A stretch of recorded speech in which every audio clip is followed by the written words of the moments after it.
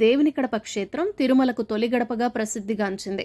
దక్షిణ ప్రాంత యాత్రికులు కాశీ వెళ్లటానికి, ఉత్తర భారతదేశ యాత్రికులు రామేశ్వరం వెళ్లటానికి తిరుమల వెంకటేశ్వరుని వద్దకు కాలిబాటన వెళ్లేవారికి కడపే ప్రధాన మార్గం. ఈ కారణంగా 3 చోట్లకు వెళ్లే భక్తులు ఖచ్చితంగా ఇక్కడ మొదటిగా శ్రీ లక్ష్మీ వెంకటేశ్వరుణ్ణి, సోమేశ్వర స్వామిని దర్శించుకుని అనంతరం ఇతర క్షేత్రాలకు వెళ్లేవారు. అందువల్లనే ఈ 3 క్షేత్రాల తొలి గడపగా దేవుని కడప ప్రసిద్ధిగాంచింది. తిరుమల వరాహ క్షేత్రం కాగా ఇది హనుమ క్షేత్రం. ఈ ఆలయానికి ఉన్న మరో విశిష్టత మత సామరస్యం. ఉగాది పర్వదినాన ముస్లిం భక్తులతో కిటకిటలాడుతుంది. ముస్లిం సోదరులు లక్ష్మీ వెంకటేశ్వర స్వామిని దర్శించుకుని తొలి పూజలు నిర్వహిస్తారు. బీబీ నాంచారమ్మను వారు తమ ఇంటి ఆడబిడ్డగా భావించడం ఆనవాయితీగా వస్తోంది. ఈ కారణంగా స్వామివారికి సారె ఇచ్చి ఉగాది పండుగకి వారి ఇంటికి ఆహ్వానిస్తారు. ముస్లింలతో పాటు జైనులు కూడా ఇక్కడ పూజలు చేస్తారు. రథసప్తమి రోజు జన సందోహం మధ్య స్వామి రథాన్ని లాగటంలో అందరూ పాల్గొంటారు. మా ట్రావెలింగ్లో డే 1లో భాగంగా మొట్టమొదటగా దేవుడి కడప ఆలయాన్ని సందర్శించాం. శ్రీ లక్ష్మీ వెంకటేశ్వర స్వామిని దర్శించుకున్న తర్వాత మేము ఆటోలో మా ప్రయాణాన్ని మొదలుపెట్టాము. నెక్స్ట్ మేము అమీన్ పీర్ దర్గాకి ఆటోలో చేరుకున్నాం. అక్కడ అమీన్ పీర్ దర్గాని దర్శించుకున్న తర్వాత అక్కడ దర్గా విశిష్టత గురించి తెలుసుకుని అక్కడ దర్గాను సందర్శించిన తర్వాత మా నెక్స్ట్ జర్నీ స్టార్ట్ అయింది ఆటోలో. అక్కడి నుంచి మేము ఒంటిమిట్ట కోదండ రామాలయానికి చేరుకున్నాం.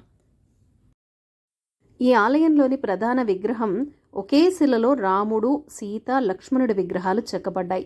దేవాలయంలోని మూల విగ్రహాల్లో రాముడి విగ్రహం పక్కన హనుమంతుడి విగ్రహం లేని రామాలయం భారతదేశంలో ఇదొక్కటే. అలాగే ఈ కోదండ రామాలయానికి 3 గోపుర ద్వారాలున్నాయి. విశాలమైన ఆవరణం ఉంటుంది. ఆలయ ముఖద్వారం ఎత్తు సుమారు 160 అడుగులు. 32 శిలాస్తంభాలతో రంగమంటపం నిర్మించబడి ఉంది. ఈ గోపురాలు చోళ పద్ధతిలో నిర్మించబడి ఉన్నాయి. ఈ ఆలయం లోపల మనకు కనిపించే స్తంభాలు, ఆ స్తంభాల మీద చెక్కబడ్డ ఆ బొమ్మలు చాలా చక్కగా ఉంటాయి. ఆ శిల్పాలన్నీ కూడా చాలా చక్కగా ఉంటాయి. ఆలయ గోపురాన్ని మనం చూసినట్లయితే అర్థమవుతుంది చాలా పురాతన ఆలయం అని. హనుమంతుల వారు రాముల వారిని కలవక ముందు కట్టిన గుడి అన్నమాట ఇది. లోపల ఆంజనేయ స్వామి లేరు కాబట్టి ఆలయం బయట ఈ ఆలయానికి ఎదురుగా మనకి సంజీవరాయ టెంపుల్ ఉంటుంది. అక్కడ స్వామివారిని దర్శనం చేసుకున్నాం. పక్కనే అన్నప్రసాద కౌంటర్ ఉంటుంది. ఫ్రీ భోజనం చేసామన్నమాట. అక్కడి నుంచి నెక్స్ట్ మా జర్నీ స్టార్ట్ అయింది ఆటోలో. నెక్స్ట్ మేము సిద్ధవటం ఫోర్ట్కి చేరుకున్నాం. ఈ సిద్ధవటం ఫోర్ట్ నిర్మాణం గురించి ప్రత్యేకంగా చెప్పుకోవాలి. మట్టి కోటను శత్రు దుర్భేద్యమైన రాతి కోటగా నిర్మించారనమాట. చాలా చక్కగా ఉంటుంది.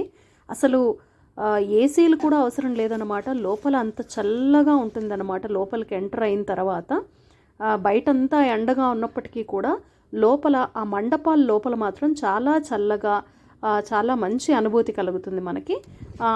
ఈ మండపం యొక్క నిర్మాణం చాలా చక్కగా చేశారు. లొకేషన్ మాత్రం సూపర్ అని చెప్పాలన్నమాట. చుట్టూ కొండలతో ఆహ్లాదకరమైన వాతావరణాన్ని ఎంజాయ్ చేయొచ్చు అనమాట.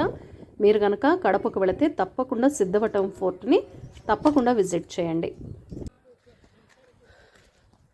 ఇప్పుడు అరౌండ్ 2:15 అవుతుంది. మేము ఈ 4 కవర్ చేసాము. చాలా బాగా అనిపించింది. నెక్స్ట్ ఇక్కడి నుంచి బ్రహ్మంగారి మఠం చేరుకోవాలి. ఆ మఠం చేరుకున్న తర్వాత అక్కడ బ్రహ్మంగారి మఠం చేరుకుందాం. అక్కడ షూట్ చేద్దాం. సిద్ధవటం ఫోర్ట్ నుంచి మా బస్సు ప్రయాణం మొదలైంది. సిద్ధవటం ఫోర్ట్ నుంచి బద్వేల్ బస్ ఎక్కాము. ముందు రోజు రాత్రి 12 గంటలకు మేము బస్ స్టాప్కు చేరుకున్నామన్నమాట మా ప్రయాణం కోసము.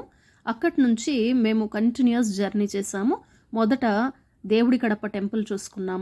ఆ తర్వాత పెద్ద దర్గాను దర్శించుకున్నాం.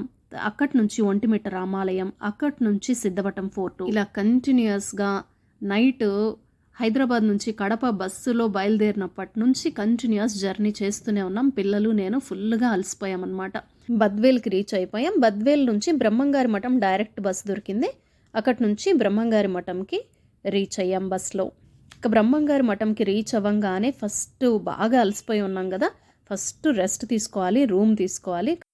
మొత్తానికి బ్రహ్మంగారి మఠంకి రీచ్ అయిపోయాం. ఇదిగోండి చూస్తున్నారు కదా, ఇదే బస్ స్టాండ్ ఏరియా అనమాట. ఇక్కడే బస్సులు ఆగుతాయి.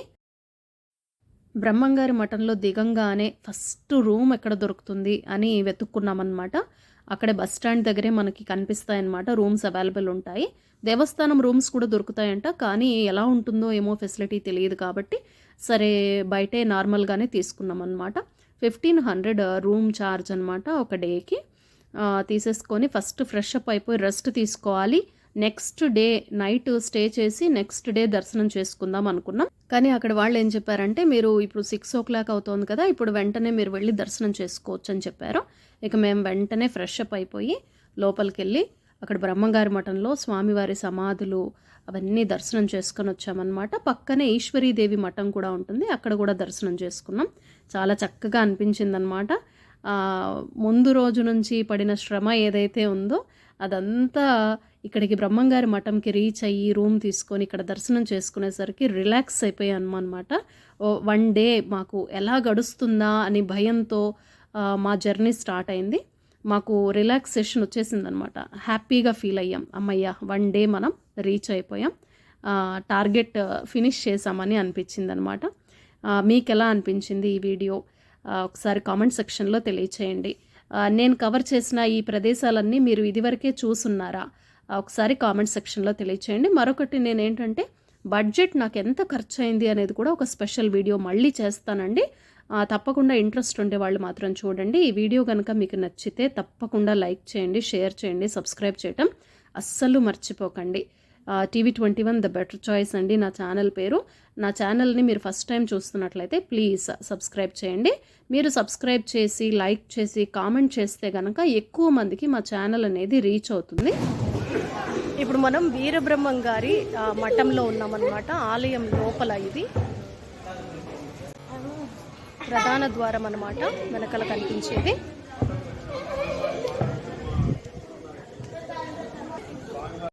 బ్రహ్మంగారి మఠంలో మా దర్శనం పూర్తయింది.